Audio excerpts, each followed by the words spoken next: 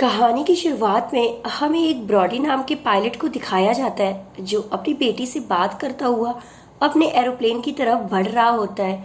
और इससे पहले वो टेक ऑफ करता उसे ये बताया जाता है कि इस प्लेन में एक कैदी भी है और इसको भी तुम्हें अपने साथ ले जाना है। दरअसल ये प्लेन सिंगापुर से टोक्यो की तरफ जा रही होती है और अब यहाँ बाकी मुसाफिर भी प्लेन में बैठ जाते हैं और ये प्लेन को टेक ऑफ करते हैं और ब्रॉडी अपनी को पायलट को अपनी बेटी की पिक दिखाता है और बोलता है कि मेरा और इसका इस दुनिया में एक दूसरे के अलावा और कोई भी नहीं है और बहुत ही जल्दी हम मिलने वाले हैं। अब पूरा दिन सफ़र करने के बाद जब रात होती है तो मौसम खराब होना शुरू हो जाता है। ब्रॉडी रेडियो के जरिए कंट्रोल रूम से कांटेक्ट करने की कोशिश करता है लेकिन ऐसा नहीं हो पाता और तभी आसमान में बिजली चमकती है और वो प्लेन से टकराती है और जिससे प्लेन में एक झटका लगता है। ब्रॉडी ये देखने के लिए पीछे आता है कि सब कुछ ठीक है कि नहीं, लेकिन वहाँ सब कुछ ठीक होता है और अचानक एक बार फिर से आसमान में बिजली चमकती है और जिस वजह से ब्रॉडी नीचे गिर जाता है और उसके सर पर चोट लग जाती है।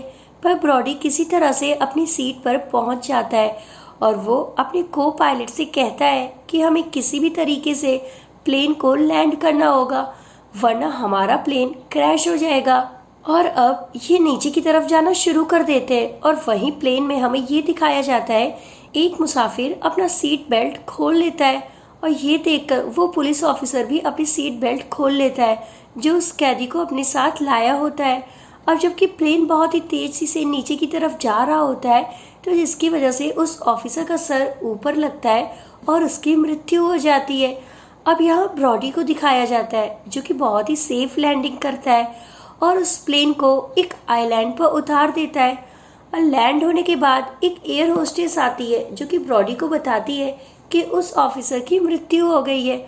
अब दूसरी तरफ उस कंपनी को दिखाया जाता है जिस कंपनी से हमें ये पता चलता है कि उसका प्लेन कहीं गायब हो गया है क्योंकि प्लेन अपनी जगह पर लैंड नहीं हुआ होता और ना ही उनसे कोई संपर्क होता है। अब कंपनी का ओनर वहाँ पर एक रेस्क्यू टीम को बुलाता है जिसका काम ये होता है कि वो उस प्लेन को ढूंढे जो कि गायब हो चुका है। तो वहीं ब्रॉडी को दिखाया जाता है जो कि पैसेंजर से बोल रहा होता है कि अभी प्लेन में बिजली बची है और हम इस प्लेन को दोबारा स्टार्ट करने की कोशिश कर रहे हैं और आप सबको घबराने की कोई भी ज़रूरत नहीं है, आप सबको सभी फैसिलिटीज़ दी जाएंगी। और फिर जब ये लोग चेक करते हैं तो उन्हें पता चलता है कि इनके प्लेन में बहुत ही कम बिजली बची है और इसीलिए इनको किसी का इंतज़ार करना पड़ेगा। और यहाँ पर ब्रॉडी का जो को पायलट है वो ब्रॉडी से कहता है कि हम जिस आइलैंड पर फंसे हैं ये एक प्राइवेट आइलैंड है और यहाँ पर ऐसे लोग हैं जो किसी सरकार किसी गवर्नमेंट को नहीं मानते और अगर वो हम तक पहुँच गए तो हम नुकसान पहुँचा सकते हैं और अगर उन्होंने हमें पकड़ लिया तो कोई भी गवर्नमेंट हमें यहाँ से आज़ाद नहीं करवा सकेगी। अब यहाँ पर बॉडी कहता है कि हमें किसी भी तरीके से जल्दी से इस रेडियो को ठीक करना पड़ेगा ताकि हम रेस्क्यू टीम को यहाँ पर बुला सके। अब पूरी तरह से चेक करने के बाद वो समझ जाते हैं कि इस रेडियो को ठीक नहीं किया जा सकता, इसीलिए सभी पैसेंजर्स को बताते हैं कि हमें इस आइलैंड की दूसरी तरफ जाना पड़ेगा ताकि हमें कोई रेडियो मिल सके और हम रेस्क्यू टीम से किसी भी तरह से संपर्क कर सके। ब्रॉडी कहता है कि मैं अपने साथ मुजरिम को ले जाता हूँ जिसका नाम माइकल है और वो माइकल की हथकड़ी को खोल देता है और जिसके बाद उसके साथ वो जाने लगता है और रास्ते में माइकल उससे बोलता है कि तुमने मुझे आके क्यों चुना। तो इस पर ब्रॉडी उससे बोलता है कि मैं तुम्हें उनके साथ छोड़कर उन्हें कोई नुकसान नहीं पहुंचाना चाहता था, तभी मैंने तुम्हें चुना। तो वहीं आइलैंड पर हमें आइलैंड के बुरे लोगों को दिखाया जाता है जिनके पास एक आदमी आता है जो वहाँ के सरदार से कहता है कि अभी अभी यहाँ पर एक प्लेन क्रैश हुआ है, जो लीडर से कुछ पैसे देता है। दरअसल अब ये उन्हें लूटना चाहता है। अब वहीं ब्रॉडी और माइकल को दिखाया जाता है जो बात करते करते आगे बढ़ रहे होते हैं और तभी माइकल की आवाज़ बंद हो जाती है। जब ब्रॉडी पीछे देखता है तो माइकल वहाँ पर नहीं होता। दरअसल माइकल भाग गया होता है लेकिन ब्रॉडी को इससे कोई भी फर्क नहीं पड़ता और वो आगे बढ़ना शुरू कर देता है क्योंकि वो रेडियो ढूंढना चाहता था जिससे वो रेस्क्यू टीम को यहाँ बुला सके। अब ब्रॉडी को एक घर नजर आता है। जब ब्रॉडी उस घर में जाता है तो उसे सामने कॉलिंग मशीन नजर आती है लेकिन वो खराब होती है। ब्रॉडी किसी भी तरीके से उस मशीन को ठीक कर लेता है और हेल्पलाइन से कांटेक्ट करने की कोशिश करता है। वो हेल्पलाइन से कांटेक्ट भी कर लेता है, लेकिन उसकी किस्मत खराब होती है। उसे ब्रॉडी की बातें समझ नहीं आती, लेकिन ब्रॉडी अपनी बेटी को कॉल करता है और उसे सारी सिचुएशन बताता है और अपने लोकेशन के बारे में भी बताता है और साथ में ये भी बताता है कि जाके सब कुछ तुम मेरे सीनियर्स को बता दो ताकि वो हमें बचाने के लिए यहाँ पर आ सके। और इन्हीं बातों के दौरान ब्रॉडी पर कोई पीछे से हमला कर देता है। ब्रॉडी बड़ी ही मुश्किल से उसका सामना करता है और उसे बेहोश कर लेता है। और अब ब्रॉडी को फिर से किसी के आने की आहट सुनाई देती है, लेकिन वो माइकल होता है। दरअसल माइकल ने कई बुरे लोगों को मार के उनके गन हथियार लिए होते हैं। माइकल उसे भी गन देता है और कहता है बिना गन कि हम यहाँ पर सुरक्षित नहीं रह सकते। अब जब ये नीचे जा रहे होते हैं तो इनको एक कैमरा नज़र आता है। वो इस कैमरे फोटो को चेक करते हैं तो समझ में आता है कि यहाँ पर जो बुरे लोग हैं वो यहाँ पर किसी भी आने वाले शख्स को कैद करके उसके परिवार वालों से अच्छी रकम लेते हैं और ये सोचते हैं जो पैसेंजर प्लेन के साथ में है उनकी जान को खतरा है, और इसीलिए वो जल्दी बाहर आकर एक गाड़ी में बैठ जाते हैं और उन पैसेंजर्स की तरफ जाना शुरू कर देते हैं। अब उन्हें सब मुसाफिरों को दिखाया जाता है जिन्हें गाड़ी की आवाज़ आती है और उन्हें लगता है कि ब्रॉडी आ गया, लेकिन ये ब्रॉडी नहीं होता, ये वही गैंग होती है जो इस आइलैंड पर रहती है।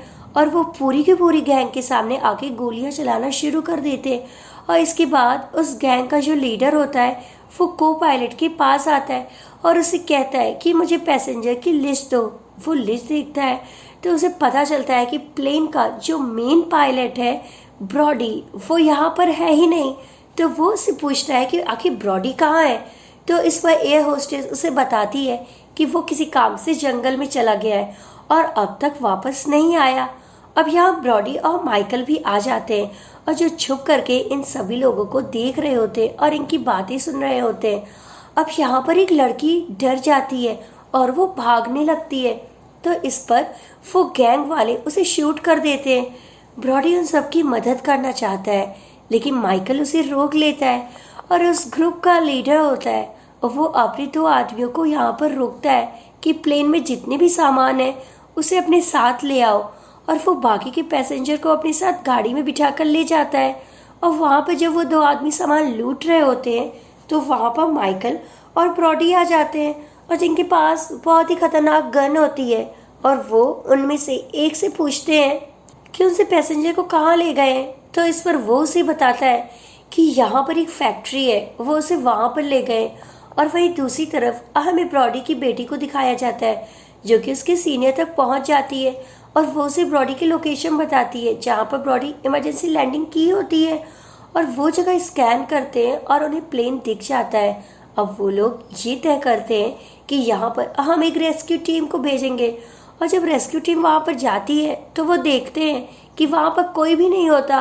और जब वो प्लेन में जाते हैं तो देखते हैं उनके लिए एक मैसेज छोड़ा होता है जिस पर उस फैक्ट्री का लोकेशन होता है जहाँ पर उस गैंगमैन और पैसेंजर को रखा हुआ होता है। ब्रॉडी और माइकल एक जीप के जरिए उस फैक्ट्री तक पहुँच जाते हैं और हमें उस गेम के लीडर को दिखाया जाता है जो सभी की वीडियोस बना रहा होता है, जिससे कि उनकी कंट्री उनके परिवार वालों को वो बेच के उनसे पैसे ले सके।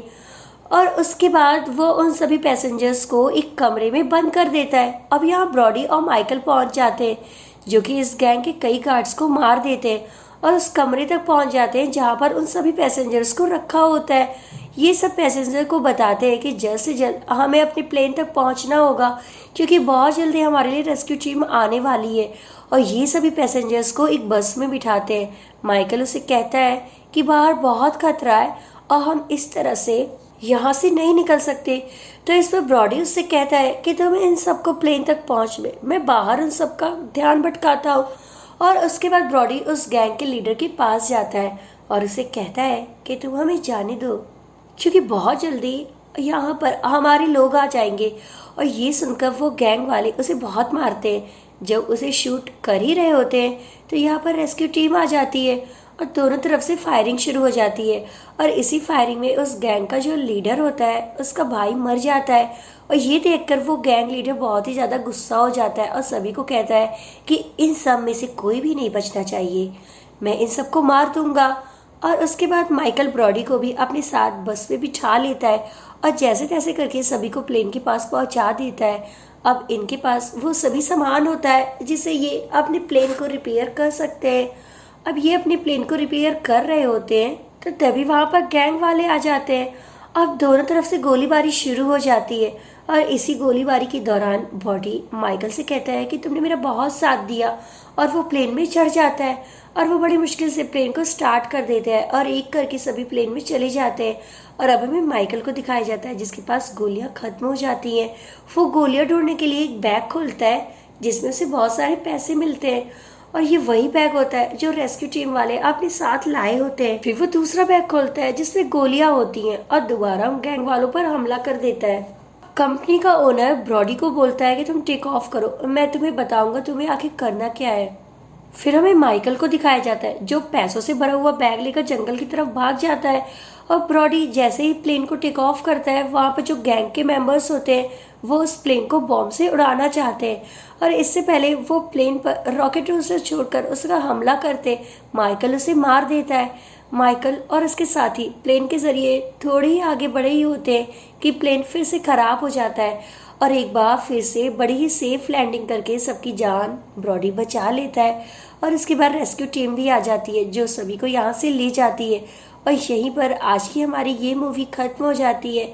सो फ्रेंड्स, कैसी लगी आपको ये मूवी? अगर मूवी अच्छी लगी हो तो चैनल को सब्सक्राइब और वीडियो को लाइक करके हमारा सपोर्ट ज़रूर करें। मिलते हैं बहुत ही जल्द नेक्स्ट वीडियो में, तब तक के लिए बाय।